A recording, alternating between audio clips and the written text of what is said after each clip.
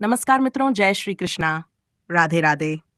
आप सभी का हार्दिक स्वागत है इस पावन अवसर पर आंवला नवमी की पवित्र कथा श्रवण में। आज का दिन अत्यंत शुभ, मंगलकारी और पुण्यदायक है। ये दिन न केवल व्रत और पूजा का प्रतीक है, बल्कि अक्षय फल देने वाला माना गया है। इसलिए इसे अक्षय नवमी भी कहा जाता है। राधे राधे, हरे कृष्णा। आप सभी का दिन मंगलमय हो।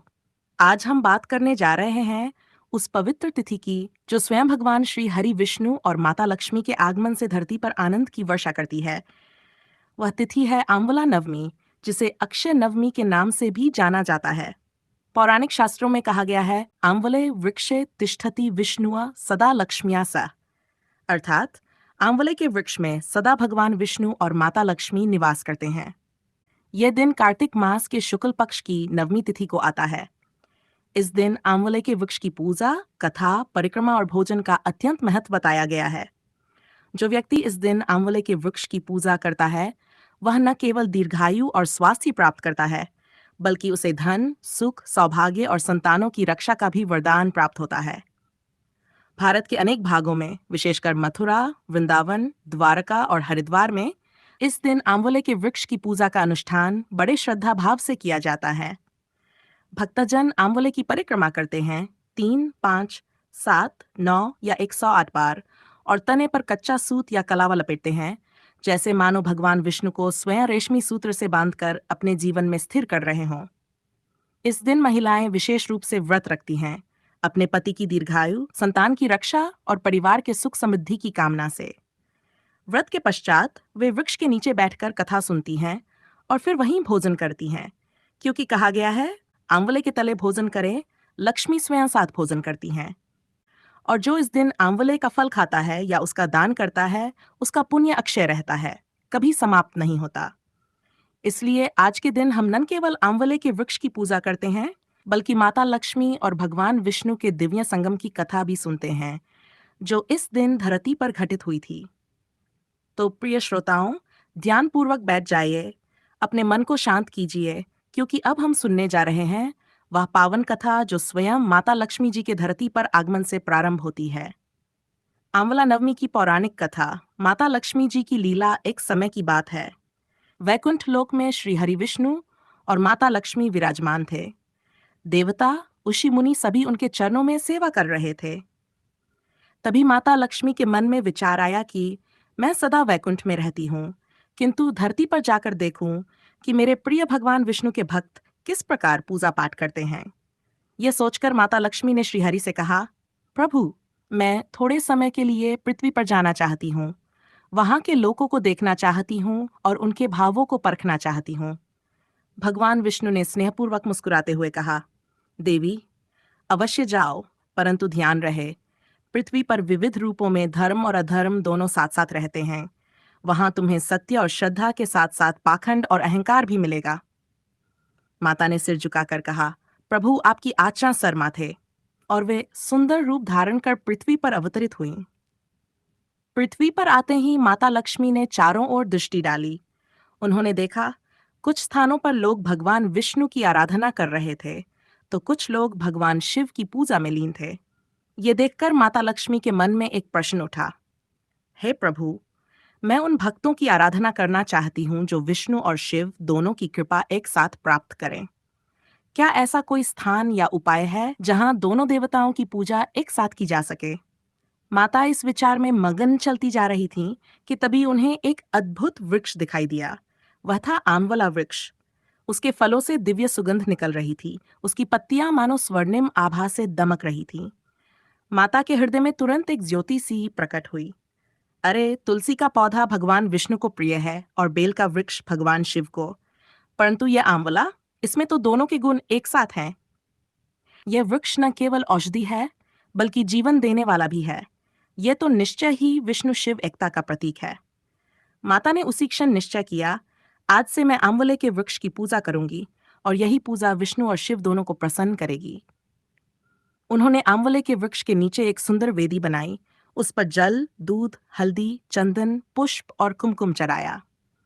वेद मंत्रों से उन्होंने वृक्ष का आह्वान किया, आम श्री विष्णवे नमः, महालक्ष्मी नमः। पूजा के उपरांत माता ने वृक्ष की परिक्रमा की। 3 बार, 5 बार, फिर 9 बार। हर बार वे कहती, हे आंवले वृक्ष, तुम में श्री हरि विष्णु और महेश्वर का संयुक्त वास है। तुम ही समस्त लोकों का पालन करते हो। तुम्हारी छाया में रहने वाला सदैव सुखी रहता है। तभी वहां भगवान विष्णु प्रकट हुए। उनके साथ भगवान शिव भी आए। दोनों ने मुस्कुराकर माता लक्ष्मी से कहा, देवी, तुमने आज जो कर्म किया है वह अत्यंत शुभ है। तुमने संसार को एक ऐसा माध्यम दिया है जिससे विष्णु और शिव दोनों की आराधना एक साथ संभव होगी। भगवान विष्णु ने कहा, आज के दिन भी स्त्री या पुरुष श्रद्धा से आंवले वृक्ष की पूजा करेगा, उसे अक्षय फल प्राप्त होगा। उसका धन, सौभाग्य और आयु कभी समाप्त नहीं होगी। और तभी आकाश से देवदुन्दुभी बज उठी, पुष्पों की वर्षा हुई। देवताओं ने इस दिन को अक्षय नवमी नाम दिया। तब से ये परंपरा चली आ रही है कि कार्तिक शुक्ल नवमी के दिन आंवले के वृक्ष की पूजा की जाए, उसकी परिक्रमा की जाए और उसके नीचे भोजन किया जाए। कहा जाता है, जो भक्त आंवले के वृक्ष के नीचे भोजन करता है वह माता लक्ष्मी और श्री हरिविष्णु के संग भोजन करता है। इस दिन आंवले के फलों का दान, सेवन और पूजन सभी अक्षय पुण्य देते हैं। और जो व्यक्ति इस दिन कनकधारा स्तोत्र का पाठ करता है, उसके जीवन से धन संबंधी सभी बाधाएं दूर होती हैं और लक्ष्मी उसकी कुटिया में भी स्थायी निवास करती हैं। प्रिय श्रोताओं, अब हम पहुंचते हैं आंवला नवमी कथा के उस अद्भुत और प्रेरणादायक प्रसंग पर जो सीधे माता लक्ष्मी के करुणामय हृदय और भगवान विष्णु की कृपा से जुड़ा हुआ है। यह कथा है कनकधारा स्तोत्र के जन्म की, जिसका पाठ आंवला नवमी के दिन करने से जीवन में धन, सौभाग्य और समृद्धि का सदा वास होता है। कनकधारा स्तोत्र की पौराणिक कथा बहुत प्राचीन काल की बात है। दक्षिण भारत में एक दिव्य बालक ने जन्म लिया था। वह थे भगवान शंकराचार्य। बचपन से ही उनमें असाधारण तेज और वैराग्य दिखाई देता था। अत्यंत कम उम्र में उन्होंने ज्ञान प्राप्त कर लिया था और संन्यास ले लिया था। एक दिन जब वे केवल 8 वर्ष के थे तो गुरु के आदेश से वे भिक्षा लेने के लिए गांव पहुंचे। वहां सूर्य की किरणें धरा पर सुनहरी चमक बिखेर रही थीं। पक्षी मधुर स्वर में गा रहे थे और वातावरण में शांति थी। परंतु उस शांति के भीतर एक मौन पीड़ा थी, क्योंकि वह गांव अत्यंत निर्धन था। शंकराचार्य जी भिक्षा पात्र लेकर एक एक घर के द्वार पर गए, परंतु किसी के पास देने के लिए कुछ नहीं था। अंत में वे एक जर्जर कुटिया के सामने पहुंचे।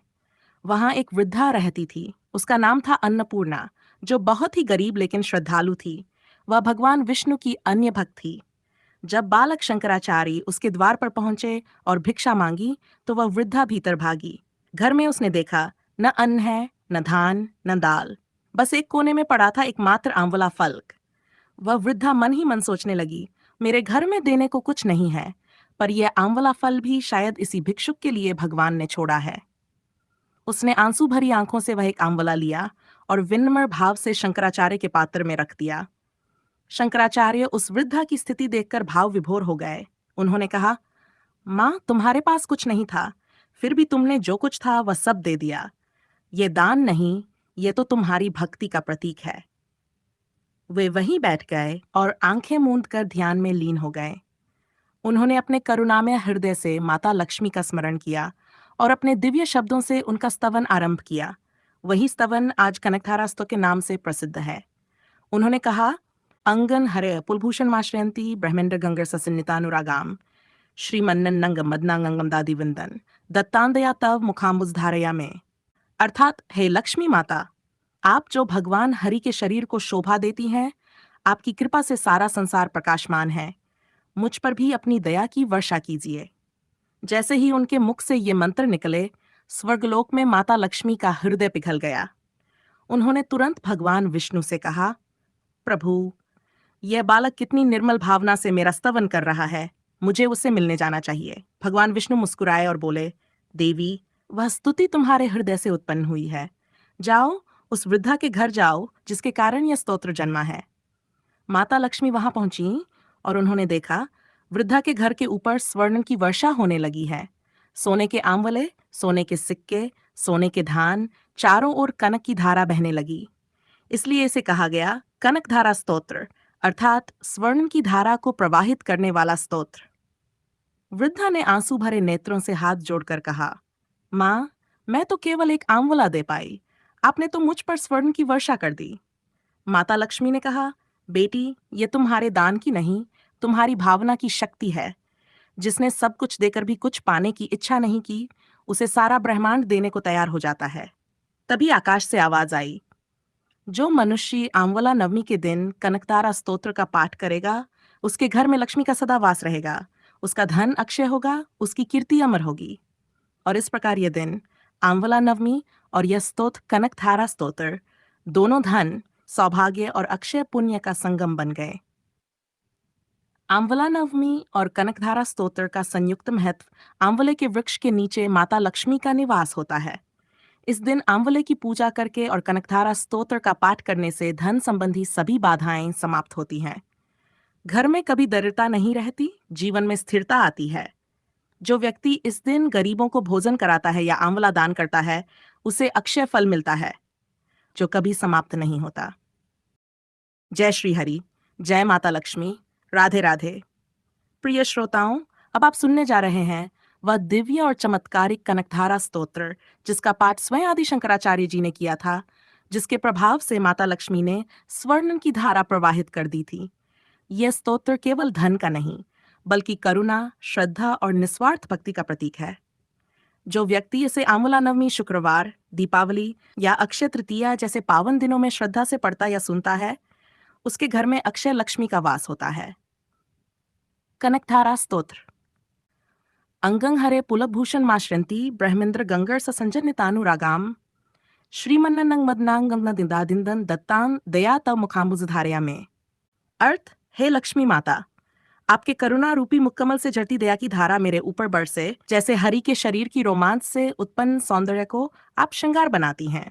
दिग्हस्तिबद्ध मुकुटं कुकुम्भनम्रं भ्रूभंग रंजित कर ग्रहमात्तशारम अंगीकृताखिल विभूति रपांगलीला मांगल्य दादास्तु मम मंगल देवताया। अर्थ, हे मंगलदायिनी देवी, आपकी दृष्टि से संपूर्ण विभूतियां उत्पन्न होती हैं।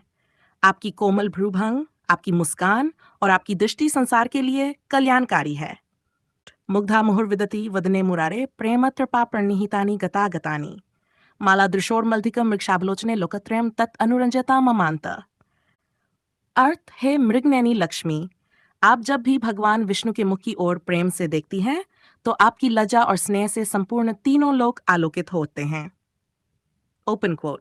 कांता समस्त जतांदयितानुकूलं द्रष्टुं ततः नाभवतास्तव को भावा शांताय भावमकृता श्रेय काम्य मांगल्यदास्तु मम मंगल देवताया। अर्थ, हे जगत जननी, आपने कभी किसी पर क्रोध नहीं किया, आपकी दृष्टि सदा शांत, स्थिर और प्रेममयी है। आपका कोमल स्वभाव ही मेरा मंगल करे। मंत्रिमम मतिमदीयम दान विद्या सुत्वामहं समुपगुह्यत्वांघ्रि पद्मम पद्मानने नमति य सकथन लभ्यन श्रीमम खंडधर प्रणतो हेनाथ।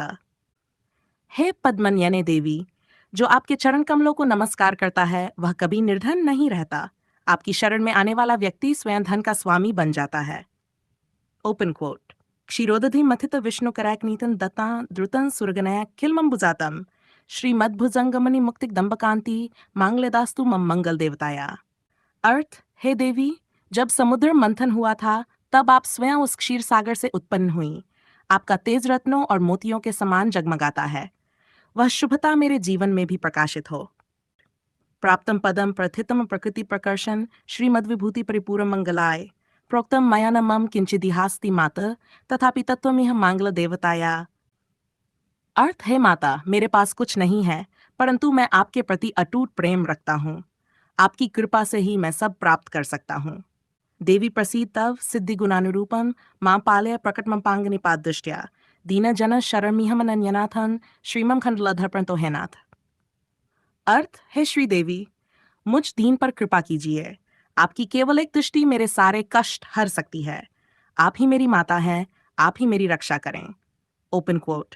दृष्टुमुहु हरिमुखं तव लोचनाभ्याम भक्त्या समर्पित मन प्रणति विधत्ते तस्या कदा भवतु में सुकृतोपचार श्रीमन खंडलधर प्रणतो है नाथ। अर्थ, है माता लक्ष्मी, मैं बार बार आपके चरणों में नमन करता हूँ। आपकी ओर एक बार देखने से ही समस्त पुण्य फलीभूत हो जाते हैं। सद्यो ददाति समृद्धिमदम मदांधन श्रीमन्नन जैनीन जगतां तवापि भक्तिन ददातु मम मातरनन्यलाभां श्रीमन खंडलधर प्रणतो है नाथ। Close coat. अर्थ, है लक्ष्मी माता, आप भोग और वैभव देने वाली हैं, परंतु मुझे केवल भक्ति दीजिए, क्योंकि वही सच्चा धन है जो कभी नष्ट नहीं होता। सारांश में कंधारा स्तोत्र का पाठ करने वाला व्यक्ति दरिद्रता से मुक्त होता है, धन संपत्ति और समृद्धि प्राप्त करता है, घर में स्थायी लक्ष्मी का वास होता है, मन, वाणी और कर्म में शुद्धता आती है, परिवार में सुख और शांति बनी रहती है। आंवला नवमी पर पाठ की विधि: प्रातःकाल स्नान कर आंवले के वृक्ष की पूजा करें। वृक्ष की जड़ में जल, दूध, हल्दी और कुमकुम चढ़ाएं। तने पर कच्चा सूत या कलावा बांधें। वृक्ष के नीचे बैठकर ये कनकधारा स्तोत्र श्रद्धा से पढ़ें या सुनें। अंत में प्रार्थना करें: माता लक्ष्मी, जैसे आपने उस वृद्धा पर कृपा की थी, वैसे ही मुझ पर और मेरे परिवार पर अपनी कृपा की धारा प्रवाहित करें। यह स्तोत्र जीवन में न केवल धन देता है, बल्कि आत्मिक संतुलन, संतोष और स्थायी सुख भी प्रदान करता है। जय श्री हरि, जय महालक्ष्मी माता। राधे राधे। प्रिय भक्तजनों, अब हम पहुंचते हैं उस पवित्र भाग पर जहां आप कनकधारा स्तोत्र पाठ को विधिपूर्वक संकल्प और पूर्णाहुति मंत्र के साथ संपन्न कर सकते हैं। ये केवल पाठ नहीं, बल्कि एक शक्ति संपन्न साधना है जो आपके जीवन में अक्षय लक्ष्मी, धन समृद्धि और शांति का स्थायी वास कराती है। कनकधारा स्तोत्र पाठ की संपूर्ण विधि: प्रारंभिक तैयारी: प्रातःकाल स्नान करके शुद्ध वस्त्र धारण करें। पूजा स्थान या आंवले के वृक्ष के नीचे स्वच्छ आसन बिछाएं। सामने भगवान विष्णु और माता लक्ष्मी की प्रतिमा या चित्र रखें। दीपक जलाएं, धूप बत्ती, पुष्प, अक्षत, जलपात और आंवला फल रखें। ध्यान और आचमन मंत्र: पहले 3 बार गहराई से श्वास लें, मन को शांत करें और कहें: केशवाय नमः, माधवाय नमः, गोविंदाय नमः। Close quote. अब आचमन करते हुए 3 बार जल ग्रहण करें, फिर कहें: शुद्धो अहम, शुद्धो अहम। संकल्प मंत्र: अब दोनों हाथ जोड़कर माता लक्ष्मी और भगवान विष्णु का ध्यान करें और यह संकल्प लें: मंत्र: विष्णु पत्नी महालक्ष्मी सर्वाभीष्ट फलप्रदाम आंवला नवमी पुण्यकाले कनकधारा स्तोत्र पाठं करिष्ये। मम सर्वदिद्रताक्ष्य पूर्वकं धन धान्य समृद्ध्यर्थं, पुत्र पौत्र सुख लाभार्थं, आयुरारोग्य सिद्ध्यर्थं, अखंड सौभाग्य लाभार्थं च संकल्पं करिष्ये। हिंदी अर्थ: हे महालक्ष्मी माता, मैं आज आंवला नवमी के पवित्र अवसर पर आपका प्रिय कनकधारा स्तोत्र श्रद्धापूर्वक पाठ करने का संकल्प करता हूँ। इससे मेरे सभी दरिद्रता, कष्ट और बाधाएं दूर हों और मुझे धन, स्वास्थ्य, संतान सुख और अखंड सौभाग्य प्राप्त हो। पूजन विधि: श्री विष्णु और माता लक्ष्मी पर जल, चावल, पुष्प, हल्दी, कुमकुम, आंवले के फल चढ़ाएं। फिर कहें: श्री हरिं क्लीं महालक्ष्म्या नमः। नमो भगवते वासुदेवाय। Close quote. आंवले के वृक्ष की 3, 5, 7 या 9 बार परिक्रमा करें। वृक्ष के नीचे बैठकर कनकधारा स्तोत्र का पाठ आरंभ करें। कनकधारा स्तोत्र पाठ आरंभ मंत्र: श्री हरि क्लीं श्री कनकधारा स्तोत्रम पठामि नमः। Close quote. अब श्रद्धा और भक्ति से संपूर्ण कनकधारा स्तोत्र, जैसा आपने पहले सुना, का पाठ करें। पूर्णाहुति मंत्र: पाठ समाप्ति पर माता लक्ष्मी से प्रार्थना करें। मंत्र: महालक्ष्मी च विद्महे विष्णुपत्नी च धीमहि तन्नो लक्ष्मी प्रचोदयात्। फिर कहें: ओपन कोट, कनकधाराय नमः। त्वमेव माता च पिता त्वमेव, त्वमेव बंधुश्च सखा त्वमेव, त्वमेव विद्या द्रविणं त्वमेव, त्वमेव सर्वं मम देवदेव।